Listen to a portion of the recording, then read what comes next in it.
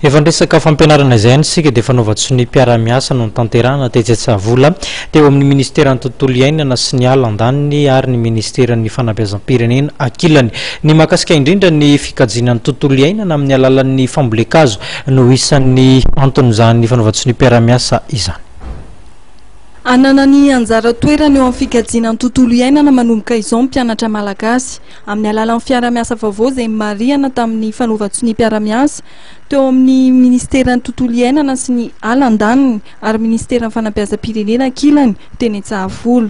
Nambara ministra ny tontolo iainana sy ny ala nandritra ny lanonana fanaovatsy ny famitaky fanarenana ny simba nandritra ny tetezamita ka anisan'izany ny fanovana toe-tsaina ny fikolokoloana ny tontolo iainana. Mitandrina amin'izao tetikasa mpianatra iray hazo iray izao dia iarahantsika malala fa betsaka ny zavatra simba nandritra amin'ireny tetezamita ireny, nandritra ny tsy filaminan'ny firenena.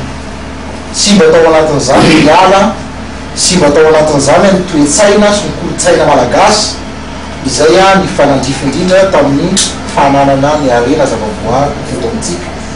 Ka lasa tsy morarahina izany harena izay tsy ananana firy eto ambonin'ny tany izany fa dia ny fitadiavam-bola ho an'ny tokantrano tsirairay no tena manjaka ka betsaka ny fahasombana anateraka izany. Ka mba amerenana an'izay dia nieritreretinay fa tsara raha ohatra ka ho atomboka sy mpianatra ny famerenana an'izay kolotsaina tia tontolo maitso, tia tontolo iainana madio izay mba misy fomba fiteny hoe indrisa ona dia tarihinanaka. Ka zanantsika mpianatra ireo mbatsika hoe dada mba tokony tsy atao an'izao kosa fa za hazo no volenay ireo dia mety tonga saina ihany no ray aman-dreny. Ka izay zany ny mesazy tianao ampitaina amin'ireo hoe mpianatra iray dia mamboly hazo iray.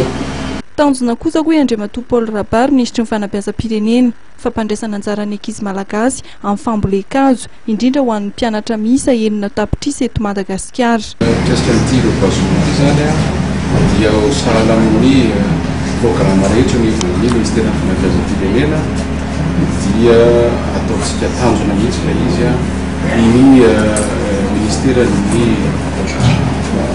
environnement sy ny forêt zany ministeran'ny firenena sy ny ala no miantoka ny azo izay kosa hitondra anentana ny ankizy rehetra maneran'osy ary ny tena marina ilay tsy dia hoe mila entanina le ankizy mila ampianarina fotsiny ary efa ao an-tsekoly le ankizy ireo atao tafiditra anatin'ny programme amin'ny kitaona idia ny fambolekazo safidy an'androay isaky ny sisy-poana dia rehefa vorona ny azo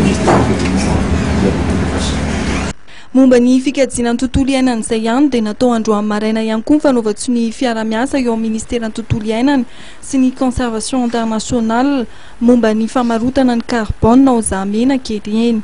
Vinavinaina tratra 7 tapitrisa taonina izany carbone ao amin'ny faritra Rovanioma.